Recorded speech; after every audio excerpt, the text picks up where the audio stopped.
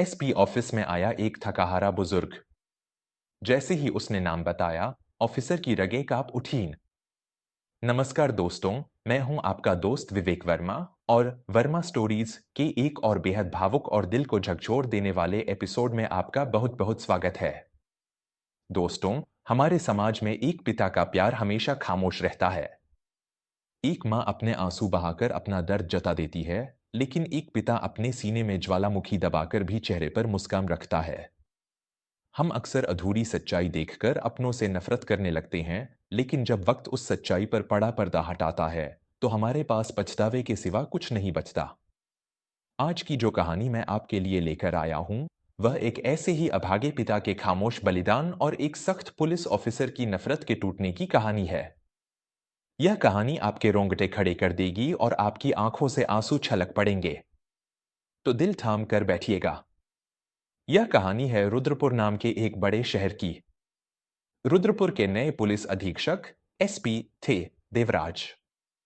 देवराज पूरे राज्य में अपने सख्त मिजाज, अपनी ईमानदारी और अपराधियों के प्रति अपनी भयंकर नफरत के लिए जाने जाते थे। उनके नाम से ही बड़े बड़े गुंडों के पसीने छूट जाते थे। देवराज किसी भी मुजरिम पर कभी कोई रहम नहीं खाते थे, खासकर उन लोगों पर जो हत्या के जुर्म में जेल गए हों। देवराज की इस नफरत के पीछे उनका एक बहुत ही दर्दनाक अतीत था। देवराज जब सिर्फ 5 साल के थे, तब उनका नाम शिवा हुआ करता था। उनके पिता को एक आदमी की बेरहमी से हत्या करने के जुर्म में उम्र कैद की सजा हुई थी। पिता के जेल जाने के बाद समाज के तानों और गरीबी की मार ने उनकी मां की जान ले ली। छोटा सा शिवा सड़कों पर अनाथ हो गया। उसे एक अनाथालय में पलना पड़ा। शिवा ने अपने पिता से इतनी नफरत की कि उसने अपना नाम शिवा से बदलकर देवराज रख लिया, ताकि उसके नाम के साथ उसके खूनी पिता का कोई नाम न जुड़ सके। अपनी उसी नफरत को आग बनाकर देवराज ने दिन रात पढ़ाई की और एक आईपीएस ऑफिसर बने। जुलाई का महीना था और रुद्रपुर में मूसलाधार बारिश हो रही थी। एसपी ऑफिस में हमेशा की तरह बहुत भीड़ थी। फरियादी अपनी शिकायतें लेकर खड़े थे। थाने के बाहर पानी भरा हुआ था। तभी उस तेज बारिश में भीगता हुआ एक बेहद कमजोर और बूढ़ा इंसान कांपते कदमों से एसपी ऑफिस के अंदर दाखिल हुआ।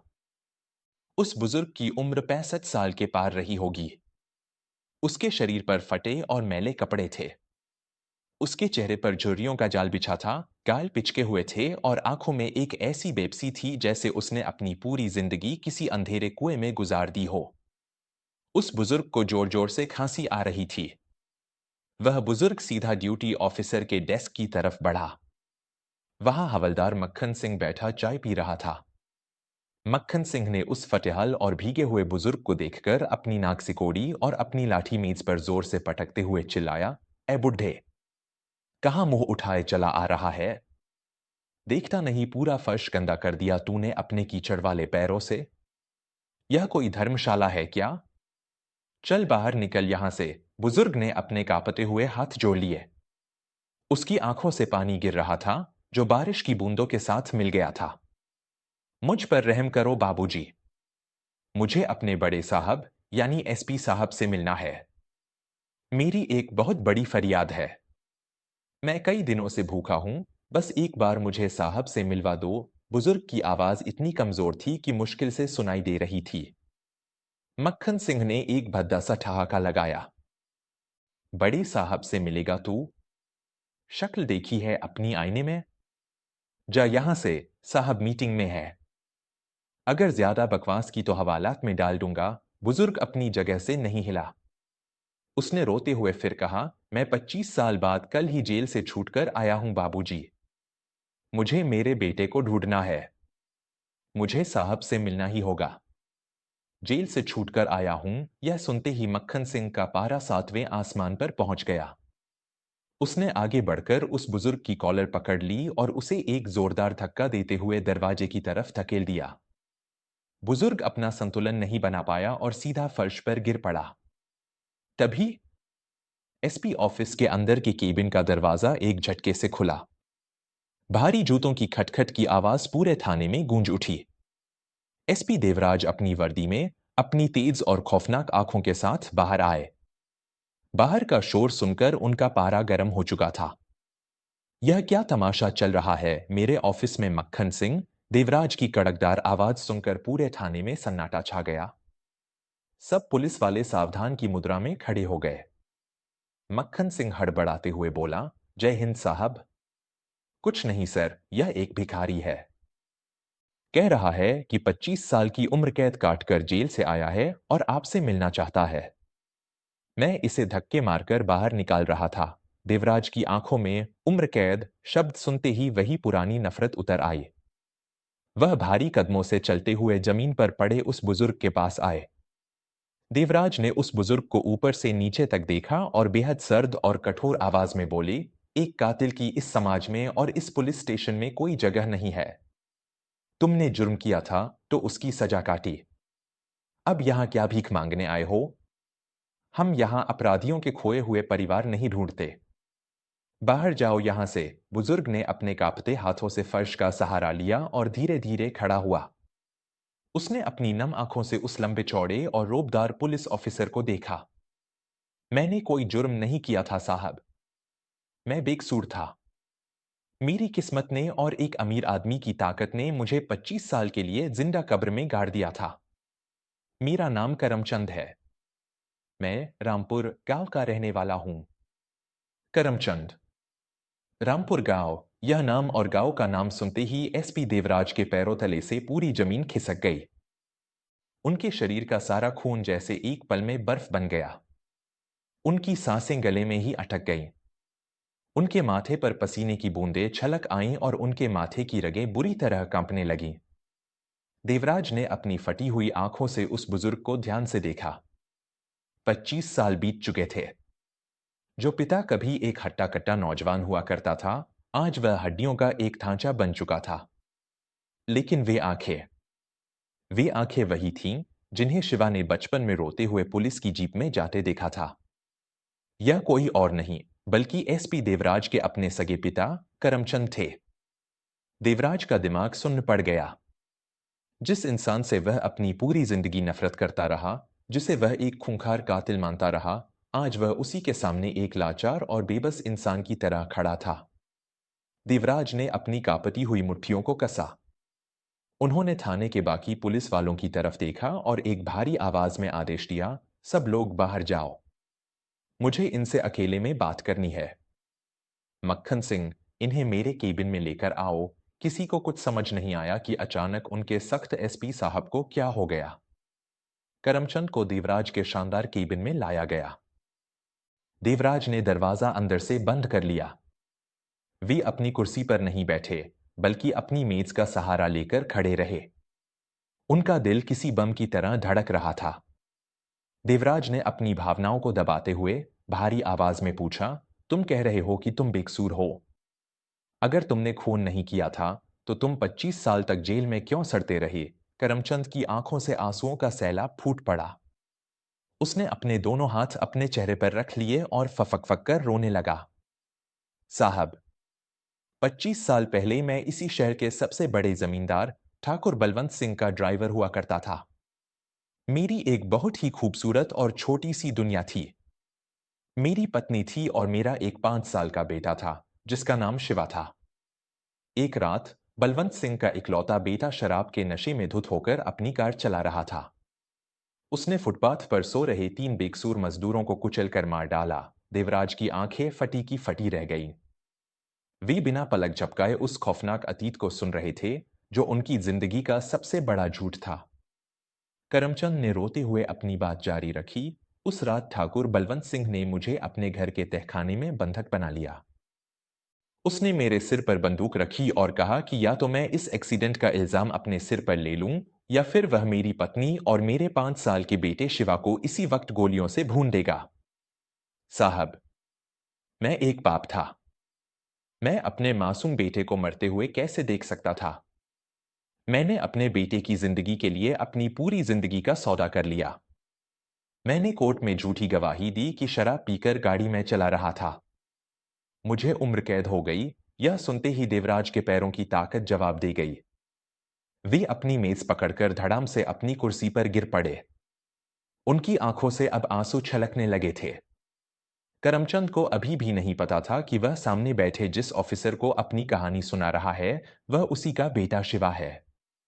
करमचंद ने अपने फटे हुए कुर्ते की जेब से एक बहुत ही पुरानी, मुड़ी तुड़ी और धुंधली सी तस्वीर निकाली। यह एक 5 साल के बच्चे की तस्वीर थी। साहब, मैंने जेल की उस अंधेरी कोठरी में 25 साल इसी तस्वीर को देखकर गुजारे हैं। जब मुझे जेल हुई तो उस धोखेबाज बलवंत सिंह ने मेरी पत्नी और बेटे को धक्के मारकर शहर से निकाल दिया। मेरी पत्नी दर-दर की ठोकरें खाकर बीमारी से मर गई और मेरा बेटा अनाथ हो गया। मैं कल ही जेल से छूटा हूं। मुझे बस अपने बेटे शिवा को ढूंढना है साहब।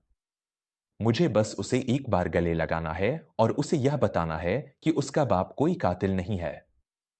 उसने कोई जुर्म नहीं किया था। बस एक बार मेरे बेटे को ढूंढ दीजिए साहब, फिर मैं चैन से मर सकूंगा। करमचंद का एक-एक शब्द देवराज के सीने में खंजर की तरह उतर रहा था।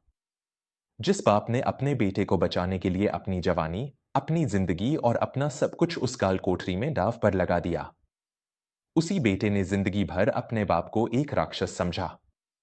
देवराज को याद आने लगा कि कैसे अनाथालय में वह अपने पिता के नाम को गालियां देता था, कैसे वह अपने ही पिता की तस्वीर को फाड़कर रोता था।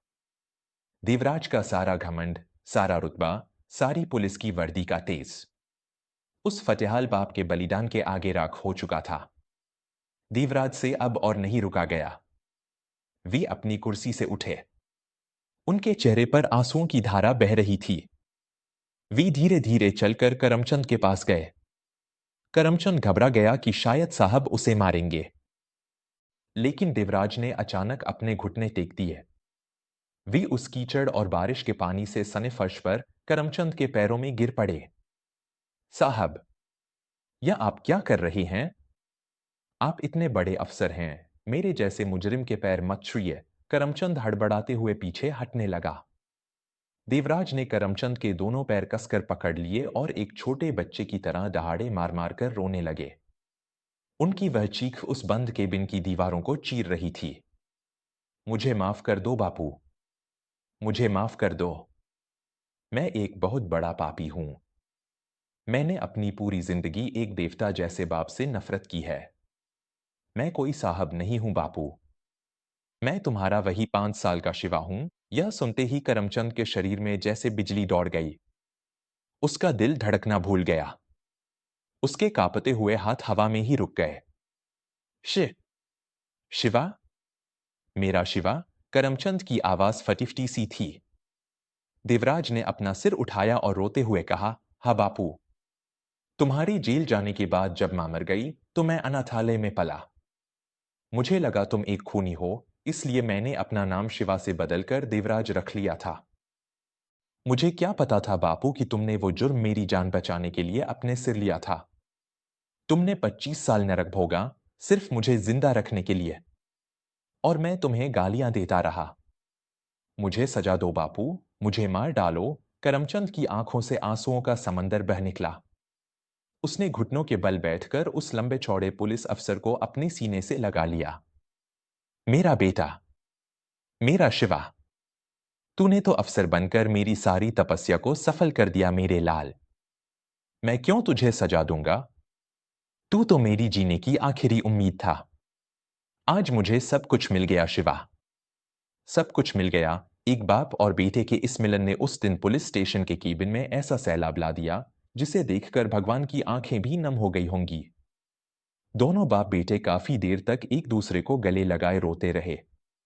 कुछ देर बाद देवराज ने अपने आंसू पोंछे। उन्होंने अपने पिता को अपनी ही मेज की कुर्सी पर सम्मान के साथ बिठाया।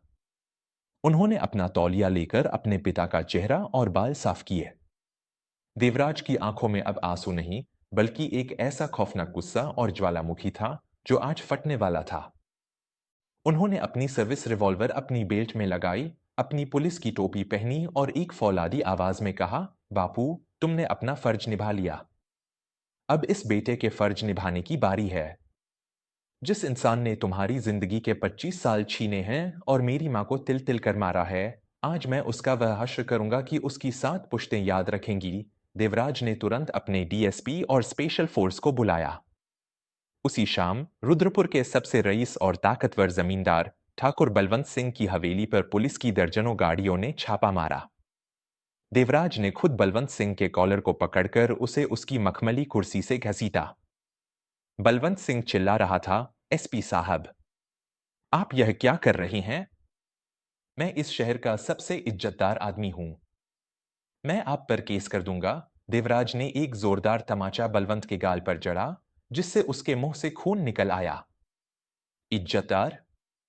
25 साल पहले जो खून तेरे बेटे ने किया था, उसकी फाइल आज मैंने दोबारा खोल दी है। सारे पुराने गवाहों को मैंने उठा लिया है। तूने एक बेकसूर बाप को जेल में सड़ाया था।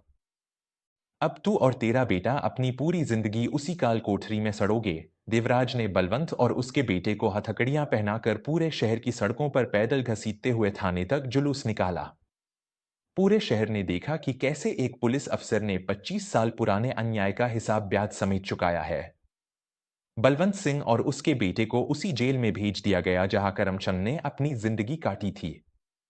देवराज ने अपने पिता करमचंद को पूरे सम्मान के साथ अपने घर में रखा। जिस पिता को दुनिया एक कातिल समझती थी, आज उसी पिता को पूरा शहर एक भगवान और एक महान पिता के रूप में पूज रहा था। दोस्तों, यह कहानी हमें बताती है कि एक पिता का प्यार कितना गहरा और निस्वार्थ होता है। हम अक्सर अपने माता पिता के संघर्षों को बिना जाने उन्हें गलत समझ लेते हैं। हम यह नहीं समझ पाते कि हमारे आज को बेहतर बनाने के लिए उन्होंने अपने कितने ही कल कुर्बान कर दिए होंगे। कभी भी अपनों को बिना सच्चाई जाने गलत मत समझिए, क्योंकि जब सच्चाई सामने आती है तो पछतावे का बोझ उठाना बहुत भारी हो जाता है। क्या आपको भी एसपी देवराज और उनके पिता का यह भावुक मिलन पसंद आया? और देवराज ने उस पापी जमींदार को जो सजा दी, क्या वह सही थी? अपने विचार कमेंट बॉक्स में जरूर साझा करें। अगर आज की इस कहानी ने आपके दिल को छुआ हो, तो इस वीडियो को लाइक करें और इसे हर उस इंसान के साथ शेयर करें जो अपने परिवार और माता पिता से प्यार करता है। मैं, आपका दोस्त विवेक वर्मा, आज भारी लेकिन एक बहुत ही फख्र से भरे दिल के साथ आपसे विदा लेता हूं। मिलते हैं वर्मा स्टोरीज की एक और नई, सच्ची और रोंगटे खड़े कर देने वाली कहानी के साथ। तब तक हमेशा याद रखिए, माता पिता भगवान का ही दूसरा रूप होते हैं, उनका हमेशा सम्मान करें। अपना और अपनों का बहुत सारा ख्याल रखें। धन्यवाद।